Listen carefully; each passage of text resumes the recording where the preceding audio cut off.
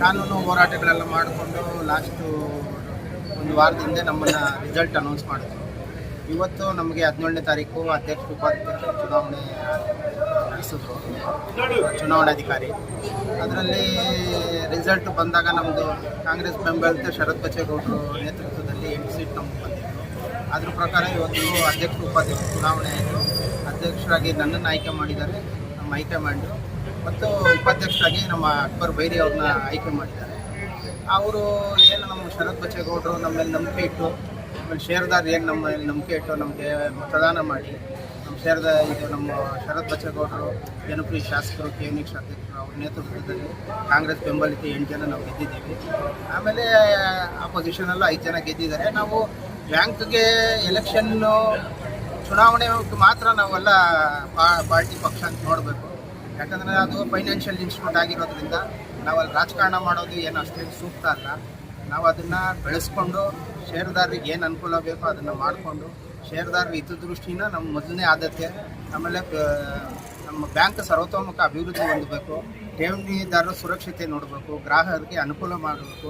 ಆ ನಿಟ್ಟಿನಲ್ಲಿ ನಮ್ಮ ಶರತ್ ಬಚ್ಚೇಗೌಡರು ನೇತೃತ್ವ, ಅವ್ರ ಮಾರ್ಗದರ್ಶನ, ನಮ್ಮ ಟೌನು ಅಧ್ಯಕ್ಷರಾದ ಬೈರೇಗೌಡರ ಮಾರ್ಗದರ್ಶನ, ಅದು ಆಮೇಲೆ ಹಿಂದೆ ಈ ಸಂಸ್ಥೆಗೆ ದುಡಿದಂಥ ಮಾಜಿ ಅಧ್ಯಕ್ಷರುಗಳು, ಉಪಾಧ್ಯಕ್ಷರುಗಳು, ನಿರ್ದೇಶಕರು ಅವರ ಸಲಹೆ ಸೂಚನೆಗಳು ತಗೊಂಡು ಇನ್ನು 5 ವರ್ಷ ಬ್ಯಾಂಕ್ನ ಏಳಿಗೆಗೆ ಏನೆಲ್ಲ ಮಾಡಬೇಕು, ಷೇರುದಾರರ ಅನುಕೂಲಕ್ಕೆ ಏನೇನೋ ಮಾಡಬೇಕು, ನಾವೆಲ್ಲ ಒಗ್ಗಟ್ಟಾಗಿ ಕೆಲಸ ಮಾಡ್ತೀವಿ.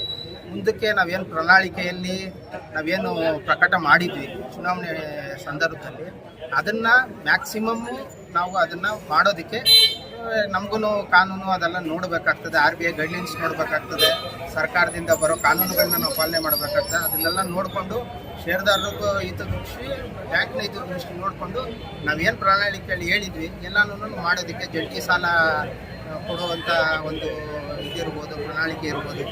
ಆಮೇಲೆ ಏನು ನಾವು ನೋಟಿಸ್ಗೆ ನಮ್ಮ ಅರ್ಜಿಗಳಿಗೆ ನಾವೇನು ಶುಲ್ಕ ವಿಧಿಸ್ತಾ ಇದ್ವಿ ಅದನ್ನೆಲ್ಲ ವೇವ್ ಆಫ್ ಮಾಡೋದಕ್ಕೆ ಒಂದು, ಯಾಕಂದರೆ ನಾವು ಸಾಲಗಾರರಿಗೆ ಸಾಲ ಕೊಟ್ಟಿರ್ತೀವಿ, ಅವರು ಬಡ್ಡಿ ಕಟ್ತಾ ಇರ್ತಾರೆ.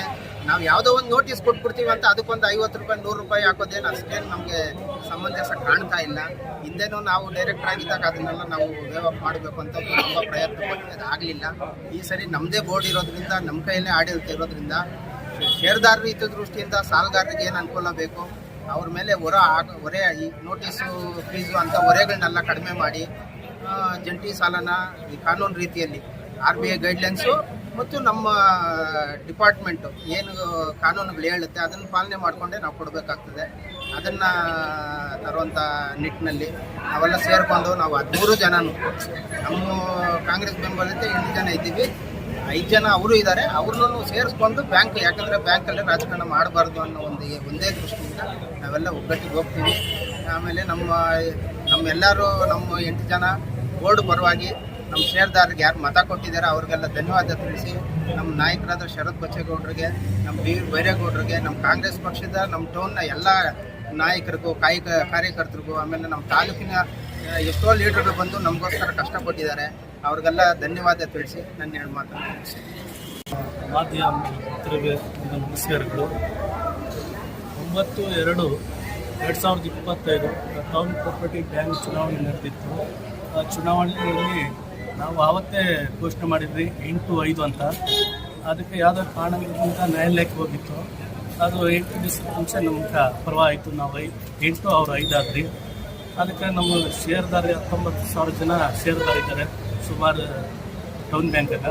ಅವಕ್ಕೆಲ್ಲ ನಮ್ಗೆ ಮತ ಕೊಟ್ಟಿದ್ದಕ್ಕೆ ಅವಾಗ ಅಭಿನಂದನೆ ಸಲ್ಲಿಸ್ತಾ ನನ್ನ ಚುನಾವಣೆ ಸ್ಪರ್ಧೆ ಮಾಡಿ ಕೊಟ್ಟದ್ದ ಹೊಸಕೋಟೆ ವಿಧಾನಸಭೆ ಕ್ಷೇತ್ರದ ಜನಪ್ರಿಯ ಶಾಸಕರಾದ ಶರತ್ ಕುಮಾರ್ ಬಚ್ಚೇಗೌಡರಿಗೆ ಮತ್ತು BV ಬೈರೇಗೌಡರಿಗೆ ಮತ್ತು BMRD ಅಧ್ಯಕ್ಷರಾದ ಕೇಶಮೂರ್ತಿ ಅವ್ರಿಗೆ ಮತ್ತು ನಮ್ಮ ಮಾಜಿ BMRD ಅಧ್ಯಕ್ಷರು ವಿಜಯ್ ಕುಮಾರ್ ಅವ್ರಿಗೆ ಮತ್ತು ಮಾಜಿ BMRD ಅಧ್ಯಕ್ಷರಾದ ಜಯರಾಜಣ್ಣ ಅವ್ರಿಗೆ, ನಮ್ಮ ಸಮಾಜದ ಮುಖಂಡದ ಇಂತಿಯಾಜ್ ಅಣ್ಣವರು ಮತ್ತು ಎಲ್ಲರೂ ಟೌನಿನ ಲೀಡರ್ಗಳು ಮತ್ತು ಕಾರ್ಯಕರ್ತರಿಗೆ ನನ್ನ ಅಭಿನಂದನೆ ಸಲ್ಲಿಸ್ತಾ ನಾನು ಮಾತನಾಡ್ತೀನಿ.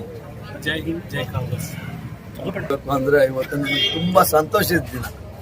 ಇವತ್ತು 10 ವರ್ಷದಿಂದ ಇಲ್ಲ ನಮ್ಮ ಬೋರ್ಡು, ಇವತ್ತು ತಗೊಂಡಿದ್ದೀನಿ. ನಮ್ಮ ಸ್ನೇಹಿತನ ಅಧ್ಯಕ್ಷರಾಗಿದೆ, ಫಸ್ಟ್ ವಿಶ್ವಾಸ. ಆಮೇಲೆ ನಾವೆಲ್ಲ ಏನಿದ್ದೀರಿ 8 ಜನ ಕೂಡಿ ನಡೀತೀವಿ.